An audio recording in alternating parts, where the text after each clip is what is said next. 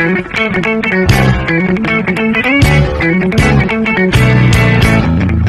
today's video as a 9 years old mini vlogger, may naisip na naman nga akong gawin. Nagugutom kasi ako. Kaya magkukuking serye muna ako ngayong araw. Ay, may pagganon si ate mo. Plano ko nga magluto ng pancakes pero kakaiba nga lang itong naisip ko ngayon. Balak ko ngang haluan ng dates ang gagawin ko na pancake na yon. Naisip ko kasi sobrang dami ng pinadala sa amin nung nakaraan galing Oma ni Mamila, na dates at unti pa lang ang nababawas namin dun.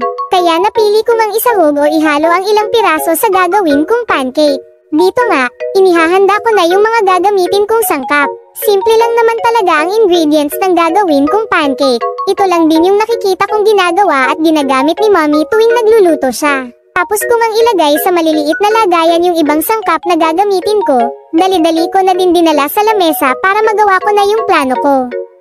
Last na sa mga hinanda ko ay yung special ingredients na gagamitin ko. Kumuha ako ng ilang dates sa ref na itinabi ni Mommy. Tapos tinali ko na ang buhok ko para hindi malaglag sa gagawin kong pancake. Ito nga pala ang mga gagamitin ko. 2 itlog, pwede din 3 depende sa inyo pero sa akin sapat na yung 2. 1 cup ng harina, pero yung akin tinansya ko lang sa sagaan ang gagawin ko. Baking powder at asukal. Syempre di mawawala yung special ingredients na gagamitin ko dito sa pancake ko. Alam nyo ba ang dami kong kakilala na ayaw kumain ng dates? Kasi pagkain daw ito ng habibi pero sa akin sarap na sarap ako pag hinahalo ito sa pagkain namin. Unang gagawin ko is paghaluin yung 2 itlog, harina, kalahating kutsara ng baking powder at asukal. Sa paglagay nga nung asukal ay nagmekis-mekis lang ako sa paglagay. Bahala na talaga si Batman kung anong magiging lasa nito at kami-kami rin naman ng mga kapatid ko ang kakain. Dito sa part na ito ay nagpatulong na nga ako kay Mommy, kasi baka magkasugat pa ako kung ako gagawa, kaya kailangan ng patnubay ng magulang, kung plano niyong gayahin itong proseso na ito. Yan nga at hiniwa na ni Mommy yung dates ng sinlaki ng butil ng mais. Alam nyo ba, na nalaman kong masustansya ang dates, at maganda ito sa may mga mayroong sakit sa puso. At ang lasa nito ay maihahambing sa minatamisan na kamote. Matamis at may malambot na texture ang dates. Dahil nilagyan ko ng asukal yung ginawa kong mixture kanina, kunti lang talaga ang dapat ilagay ko dahil matamis na. Hindi ko din alam kung magugustuhan ba ng mga kapatid ko yung lasa ng gagawin ko. After ko pagsama-samahin yung sangkap, naglagay din ako ng kalahating basong tubig. At saka ko naman hinalo hanggang maghalo-halo yung ingredients na nilagay ko. Dapat ganito na yung texture ng mixture ng hinalo nyo bago isalang yung paglulutuan na frying pan or kawali na gagamitin ninyo.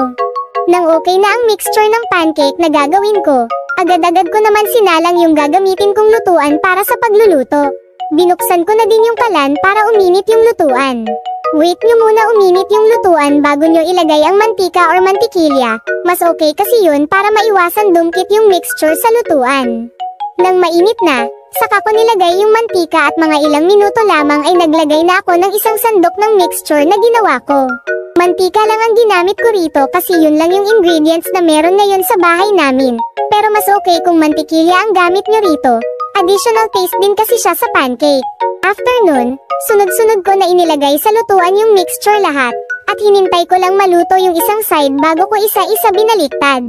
Binaliktad ko ng ilang ulit yung mga pancake para maging consistent yung luto ng magkabilang side at maluto ng tama yung pancakes na gagawin ko. Hinintay ko nga lang maging golden brown unti yung pancake na ginawa ko. Yung itim nga pala na yan ay hindi po sunog, yan po yung dates na nilagay ko. After many years of waiting, ay naluto din yung pancake na niluluto ko. Joke lang po. Luto na po talaga yung pancake at unti-unti ko na nga pong inilalagay sa plato. After nun dinala ko na sa sala at niyaya ang mga kapatid ko para kumain. Hanggang dito na lang po muna. Enjoy! See you next video!